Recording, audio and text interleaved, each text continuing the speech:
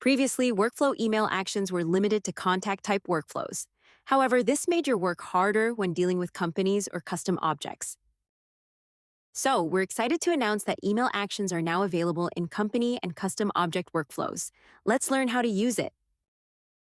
In the Workflows tab in the Automation section, edit or create a company or custom object workflow. Click Add Action and search for Send Email. Choose whether to send to the earliest associated contact, the most recently associated contact, or all associated contacts.